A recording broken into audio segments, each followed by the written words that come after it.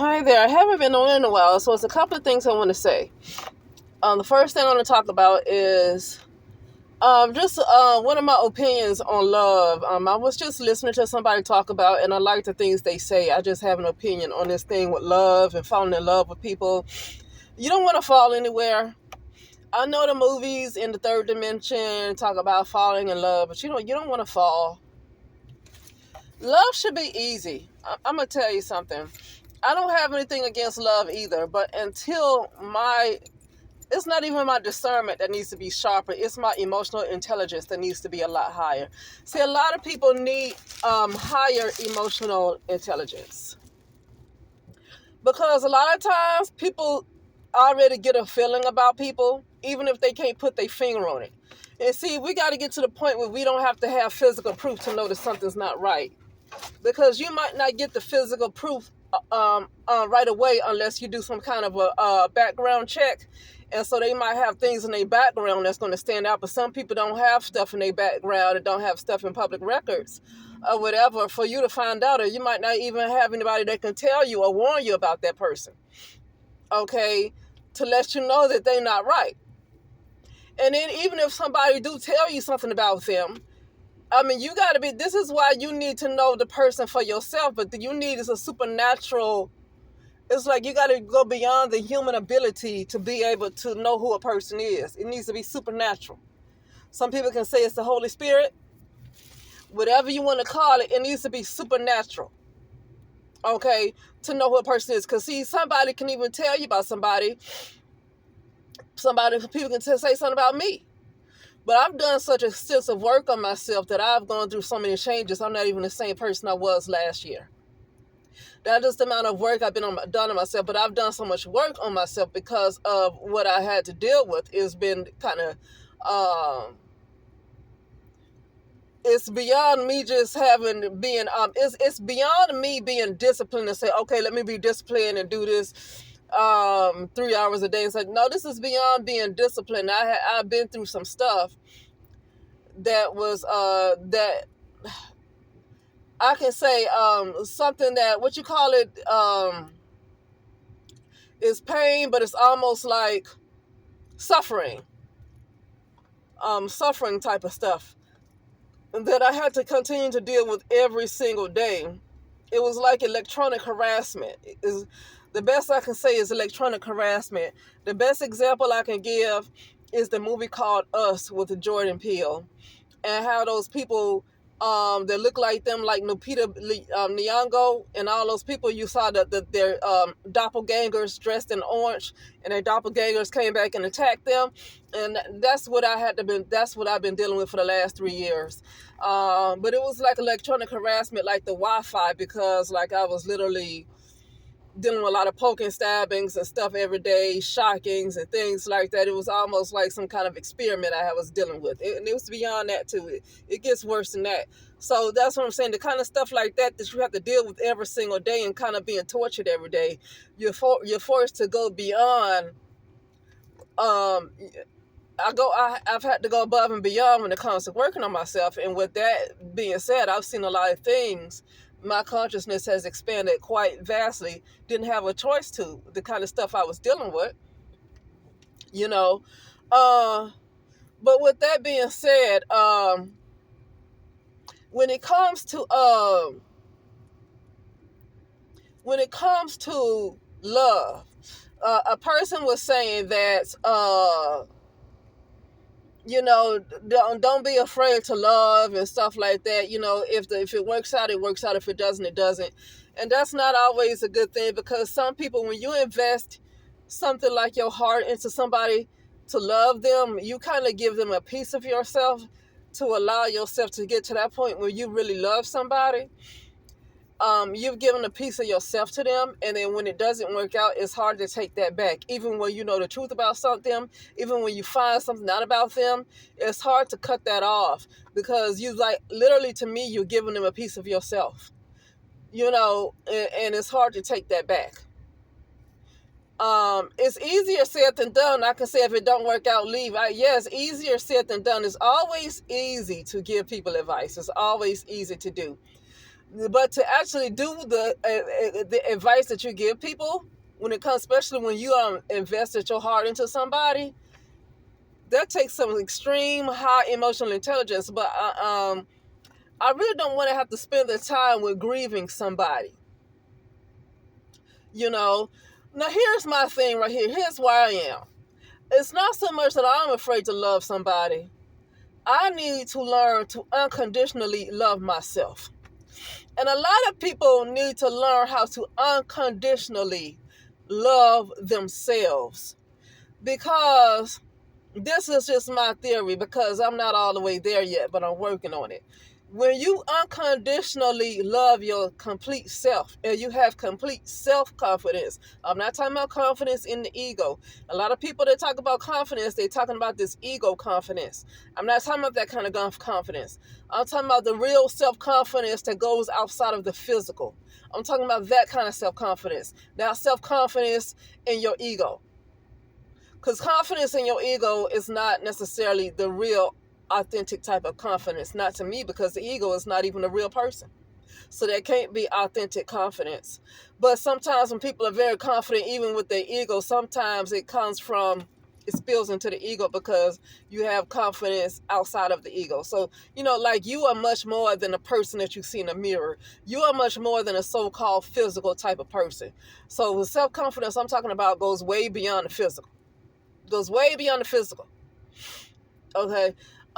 So when you have complete self-confidence and I have complete unconditional self-love, then it's hard to attract somebody who's going to screw you over.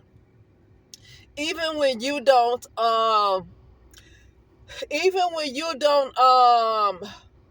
have any public records of them doing anything, everybody can love them. Like, I've literally seen people where everybody loved them, and for me to say something about them is just like, I'm just so wrong, I'm so evil, I'm just so negative, A lot of times people who tell the truth can seem negative because a lot of folks are so naive. A lot of people just want to believe that. A lot of people just still, for some reason, want to see the good in everybody instead of just being a realist, instead of being balanced. See, being balanced is being able to allow yourself. Balance to me is emotional intelligence. You're able to put your emotions aside to see the real truth, to see what the situation really is. And a lot of people, I don't care what color they are or culture, a lot of people let their emotions choose before they, a lot of people are not balanced. And they let their emotions go run away. And so when somebody else comes and say something to put a different perspective on it, they're looked at as being negative, even if they're not trying to be negative, even if they say in the nicest way possible. They're looked at as constantly being so skeptical. But a lot of people hearts have gotten kind of black. A lot of people have become untrustworthy because a lot of people have allowed the world and the influences of the world to take them that way. A lot of people have allowed inflation to take them that way. A lot of people have put money before anything. And they have a choice. They're like that. And so it's really hard to just trust people like that. And if you are a person, this is just from my own personal experience. See, for me, it's not that I'm afraid to fall in love with somebody. But what my shadow has done, attacking me like those doppelgangers attacked Lupita Nyong'o and those folks in that movie called Us by Jordan Peele. My doppelganger came on me like that, but it's like it covered my whole body and took over my whole body. It was like it was like trying to kill me. I was in a battle every day. I'm not going to claim being in a battle right now because now I'm becoming kind of enlightened, okay? And so the more you become enlightened, you're no longer in that battle. You see what it is, and it's not about a battle. But it's hard to see it that way when you're in the middle of it. And people who are enlightened, It's like you really stop judging folks when it's their turn to go through it, because when it was your turn to go through it, you were in a bad, messed up state of mind because you had to go through the test to be refined.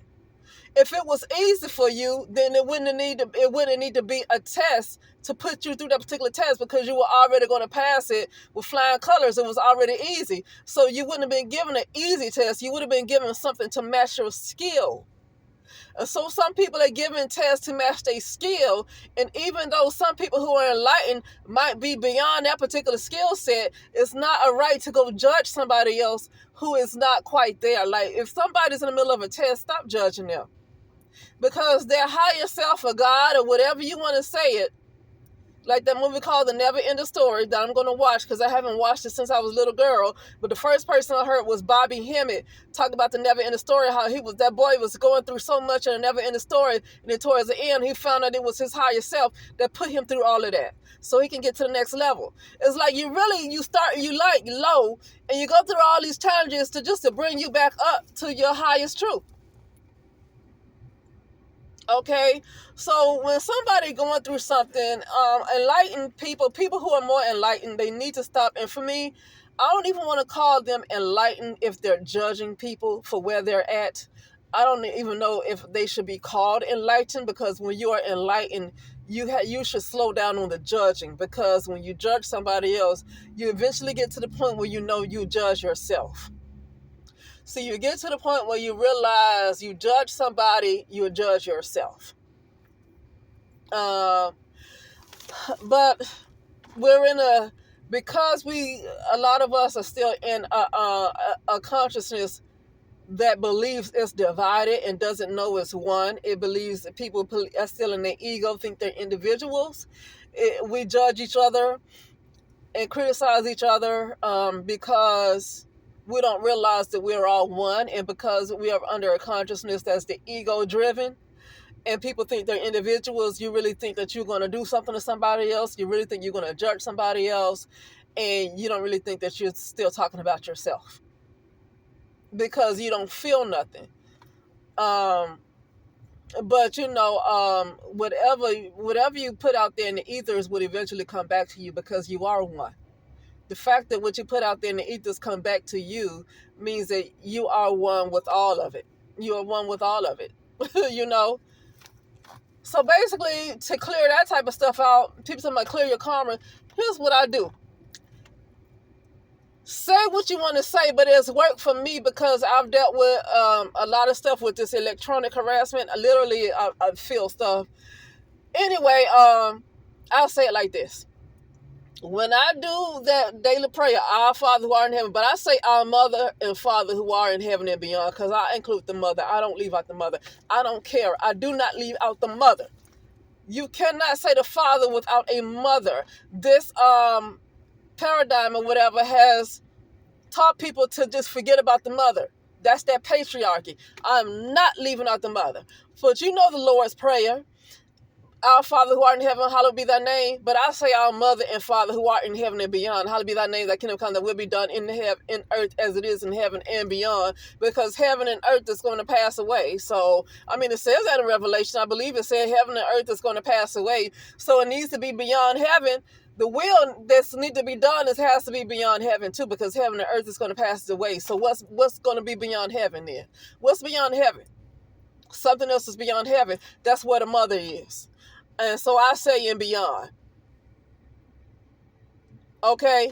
And you know the rest of the Lord's Prayer. But I'm telling you, when I get to that part where it says, "Forgive us of our trespasses as we forgive those who have trespassed against us," I'm telling you, I can feel it, because a lot of this electronic harassment, I've been dealing with a lot of AI stuff, but because of that, but the stuff I'm feeling is really my own karma coming out. But I can feel it in a way of, I don't want to say what it feel like, because it might gross you out. But it's like I'm a stuffed animal, and I can feel all of it. Now, a lot of people are stuffed animals too, but they can't feel it. I can feel all of my stuff. I can feel all of it. And so when I say forgive us of our trespass, as we forgive those that trespass against us, I feel my karma. It's like everything comes out. Even things that other people do, it comes out. It's like it's not weighing me down. Everything comes out. Everything comes out. And so that's, if people want to talk about clearing some karma, that's just one way to do it. Forgive us of our trespasses as we forgive those who have trespassed against us. You say that several times a day. That is a good way to clear your karma. And the reason I say that is because I feel it coming out my body with this stuff that I've been dealing with. I feel it coming out my body. I feel it. And I see things that's going on in my mind. I see what's happening. I see what's happening. And it got to a point where I started to smell smoke. Like I smelled something on fire. I was laying in my bed and I said that like I was probably my 20th or 30th time saying the Lord's Prayer, because I was saying it back to back to back to back to back. I was like rising up from underground. Like I was low and I was rising up from underground. Like my consciousness was rising up. The weight was being lifted off. Everything, all these attachments, all these entities, everything was coming out. I started to smell fire in my nose. And it started to just take, it's like the Holy Spirit. It's like I was being filled with the Holy Spirit. And so if you want to just work on clearing karma, that's one good way to do it. Now, people have their other ways to do it, but that's another good way. Because you don't want to use your ego to clear karma, because a lot of people want to use their own human strength to clear karma. And karma, you want to clear karma, that has to be for God. That, like, you know how it says that how you stay present and give the past and the future, give it to God and stay present. The clearing karma is not for the human to try to do. It's not for you and your ego to try to do, because your ego is karma itself. Your ego itself is fear. So that's that you can't use your human ability and your ego to clear karma. That's not going to work, because your ego is karma. Your entire ego is like made up of karma. You know? So yeah. So I mean, in there. So it's not that, to be afraid of love. But for me personally, because what other people do what feels right for them. Other people do what feels right for them. But for me personally, I want to get to a point of, I don't even want to get 90% unconditional self-love. I feel like I want to be to 100% unconditional self-love. Or get to a point where I master the heart. Get completely out of the ego and get to a point where I master the heart. And then I would probably be open more to receive love from humans, because the reason why is because energetically you probably won't be able to draw somebody who's going to lie to you. And you got to get to a point where you trust the spirit, you trust God, or whatever you want to call God. I'm not talking about the one that could be described in the Bible. I'm just saying, however you want to call it. It could be your higher self, whatever it is. It's almost like you have to submit to your highest truth, right? Oversoul, your highest truth, God, however you want to say it, mother God, however you want to say it, or Father God, it don't matter. But you got to submit. And I'm to a point where I have decided that I need to submit, because I'm still operating as an ego. I'm still operating as an individual person. I'm still operating as an ego. My subconscious is still operating as an individual. It's not oneness. It's individual. Everything is separate. The fact that I have to go out and continue to go work for money and stuff like that and put energy into something and then not get what I deserve, something is not in harmony. Something is out of harmony, right? I shouldn't be working somewhere where there's nothing wrong with working. Some people work and they love what they do. So I'm not against working, but if you're in a situation where you're not happy and then the people don't appreciate you and then you're underpaid, and it's like, and you probably could do better, but then for some reason you don't want to leave the people. In my situation, like, it's really nothing to leave these people and take on more from this other company that I'm with. It's nothing to leave these other people alone and take on more with somebody else who's paying me a few more dollars more. So what is making me not quit? See, this is me worrying about somebody else being uncomfortable. Because me quitting this company, I won't be uncomfortable. I don't need the money. I have two other options where I can just ask them for more. And where I can just ask for more with my two other options, it would cover the company that I'm going to leave alone. So why have I not left them alone? Because this part of me that I want to literally kill off, this part of me that I want to kill off, and this is why I'm working on unconditional self-love. This is a part that I hate about myself, but I don't want to judge myself either, because the same way you shouldn't judge nobody else, you definitely should not judge yourself. That's what you shouldn't do. Okay? And the first person you need to forgive is yourself. Because everything that happens to you has to do with something that's already in you. Okay? But it comes in the forms of other people. Okay? So, it comes in the forms of other people, but it's really kind of like you doing it to yourself. But it looks like somebody else outside of you have done it to you. And so that's why forgiveness is not for, oh, let me forgive him, let me forgive her. Those people are not necessarily different from you. They're not necessarily apart from you. So it's not about forgiving that individual person, because we're really all one. We're really all one. But I know that's hard to see, because you're like, well, how could that person possibly? How could they? Well, we're just all one, and that's just what the truth is. And I've been shown that so many times. Bob Marley had a song called One Love. Was it Maze? We Are One. It's a song called We Are One. As many times, I mean, we are one. It's just no other way around it. We're living in an ego-driven society where you just can't believe that you can be a part of something so diabolical that you can be one with that. But yeah. Okay.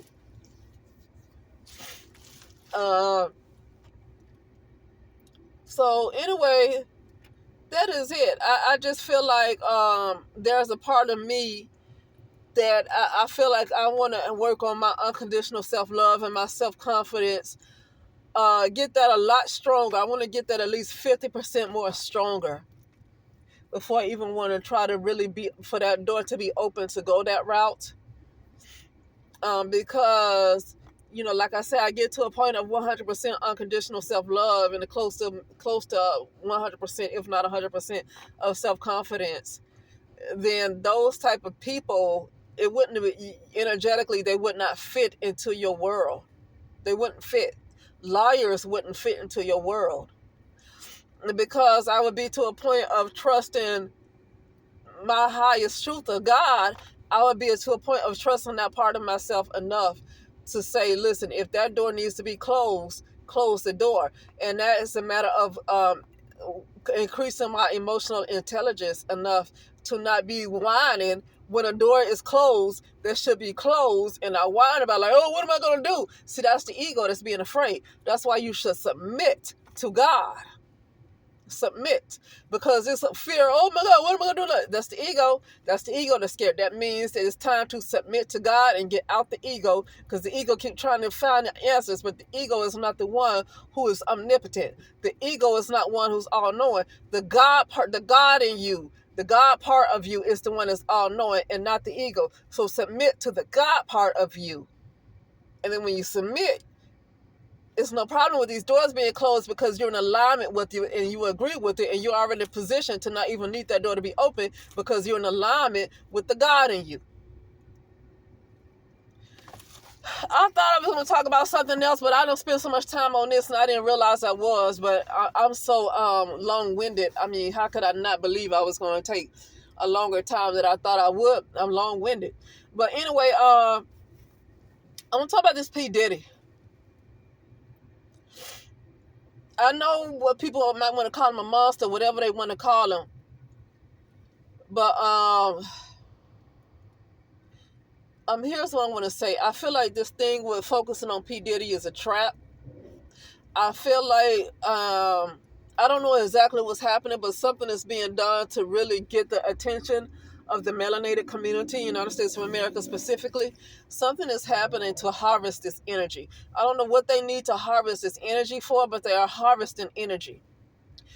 I noticed when major things happen with these black men, specifically, it happened with Kobe Bryant, and they kicked off the coronavirus. It was called the coronavirus at first, and then they called it COVID. I remember it being called the coronavirus around February, March 2020. Between January, February 2020 through March, it was called coronavirus. And then all of a sudden, it was called COVID. But I remember it being called the coronavirus first. And Kobe died that year. Kobe died, I believe, earlier that year. And then the coronavirus was kicked off. And I believe he died February. I believe he might have died February. I think so. And then you had this thing that happened with George Floyd, and I forgot what happened. What happened after that? But that was like happened Memorial Day. This stuff with George Floyd. I kept seeing. I was showing in my subconscious that was an edit. That wasn't originally a part of my program. That was an edit, right? That was an edit. But what else? And then it's some other things that went on that happened with black men that keep kicking off stuff. But now you have this stuff with Diddy. If something is being kicked off, they always need to do this stuff to harvest energy for some reason. They always have to do this stuff. So what I'm saying is I believe this stuff with Diddy is some kind of an illusion. It's some kind of a trap. I think the thing that's what Cassie did is some kind of illusion. I'm not saying that she was not abused. I'm not saying that at all.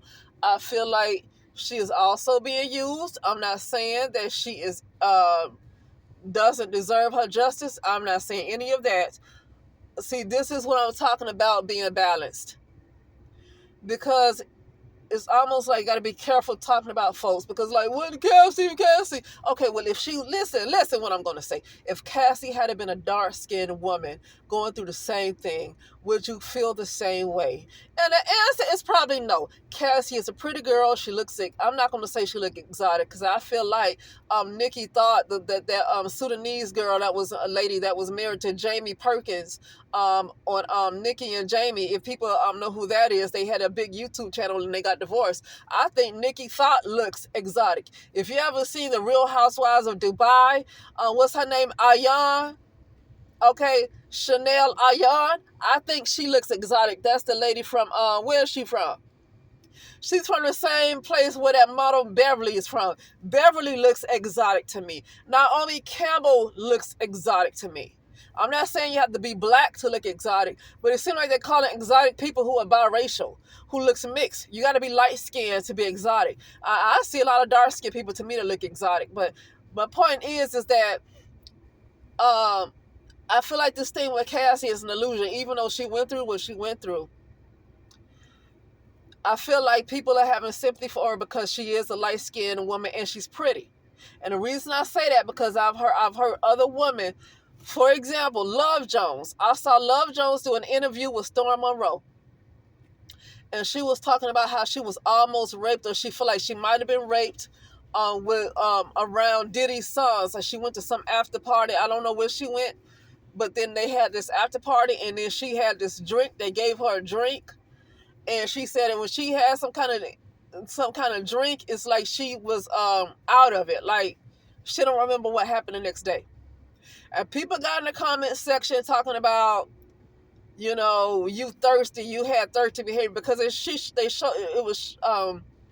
guess she played an image of herself dancing in the club or whatever, or at a party, and she was having this shirt, this top that was like exposed her breast a little bit, even though her nipples were covered, and she had on the afro, but she had on pants, so her bottom half was covered, but the top that she wore just covered her breast. It just showed her breast. It had her breast out. And just show her dancing and stuff. And somebody got in the comments talking about how she have thirsty type behavior, like she thirsty. So like nobody's gonna say that too much about Cassie. And maybe it's a lot of men that's saying this because they are predators themselves. I don't know. But I feel like had Cassie been somebody who looked like Love Jones, and Love Jones is a pretty girl to me, but she is dark complexion. She's brown. She's a brown skinned girl, and people tend to not have sympathy for the brown skinned girl. So my point is that people get in their feelings when you see through the mess. I feel like that video, and this is just my opinion, this video of P. Diddy beating Cassie at this hotel, that's for, I don't know why something is not right about that video. It looks like a green screen to me. Something just seems off about that video. It don't seem real. Now, it's not to say that he never put his hands on her. It's not to say that he didn't do that. But that video that they concocted looked like some kind of green screen to me. Something don't look right about that video. So I feel like Cassie, even though she might have dealt with some kind of abuse, I still feel like she is a part of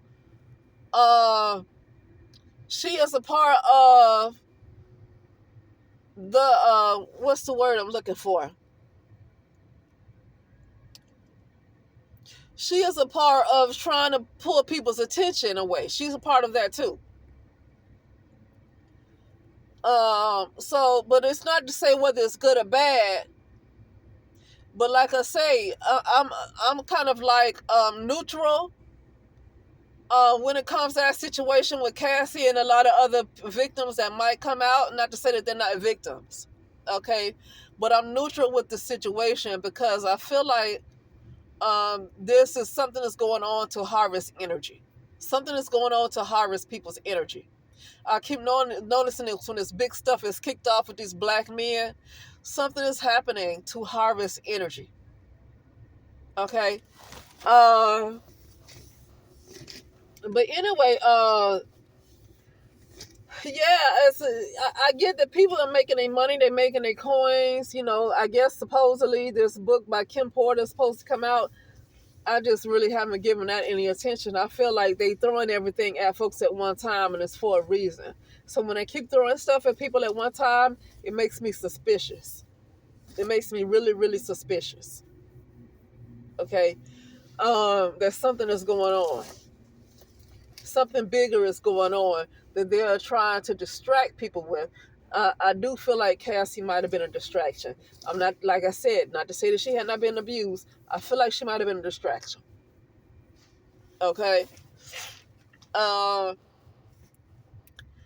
I saw a vision of her wearing a top hat, so that let me know that she's a magician. Nothing wrong with being a magician. You need to know, you need to learn things. Like, you need to be wise as the serpent. You know, so I'm not really saying there's anything wrong with being a magician, but I saw where she was a magician. I'll just say that. I saw her wearing a top hat. I see someone wearing a top hat. This is some kind of rank. Like, that's almost like it's some kind of rank. You know, she's not just somewhere practicing a little voodoo or a little hoodoo or whatever you want to practice in your spare time. She's part of a machine. She is part of a machine. Okay? But anyway, with that being said, I'll let that go because, like I said, some people are going to get in their feelings about having anything to say that goes against the grain when it comes to this Cassie and Diddy. A lot of people don't want to think like, well, you know, not to say that she hadn't been through anything, but what is the real reason all of this is coming out like this? What is the real reason? What is the real agenda? What is the real agenda? Some people question if Diddy even got booked. Is he even arrested? Some people don't even believe that he got put in jail. That's just what the media want to put out there. But it's questionable if he was even arrested. Okay? Because you know the media is full of lies. But anyway, yeah, that's it. But you know, this is the last thing before I close this out. You know, a lot of people got things to say about how much of a monster somebody else is, like Diddy. Like I said, I'm not going to defend him. But the point I'm saying is, a lot of people have something to say about what kind of a monster he is. Or Jay-Z. And then you got these celebrities, these security guards.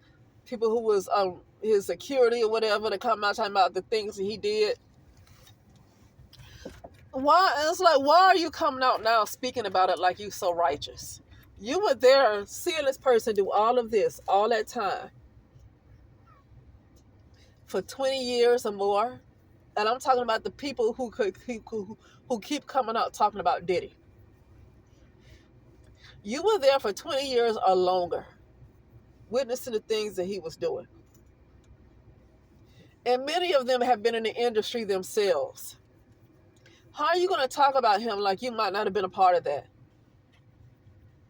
And if you were some kind of security or you worked for him for 20 years, so you saw how he abused people, and you didn't say, look, man, I can't do this no more. I cannot sit by while you abuse these people and say nothing. I can see if he's so powerful that, let me clear this up. Let me clean this up too.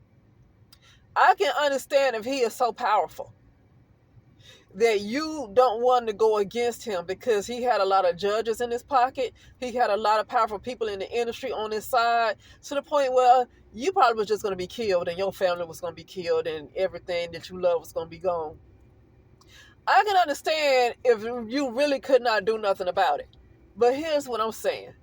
Why did you stay for 20 to 30 years with a Diddy or a Will Smith, witnessing what somebody might have done, so-called molesting a child? And I'm not talking about Diddy on this one. I'm talking about somebody else. You're witnessing somebody, that somebody did something to their child to violate their child. Now you come out spilling the beans about this person like you so righteous. And this person did this. Yeah, you got the tea because you were there for 30 years. But you ain't ish. You ain't ish. Because how could you continue to stomach? And I'm not judging you. The point I'm making is that person is no better than P. Diddy. That person is no better than Will Smith. That person is no better than Jay-Z and Beyonce. Somebody who has been in their circle all this time for 20 to 30 years and witnessed the things that they were doing, especially if they were working for them.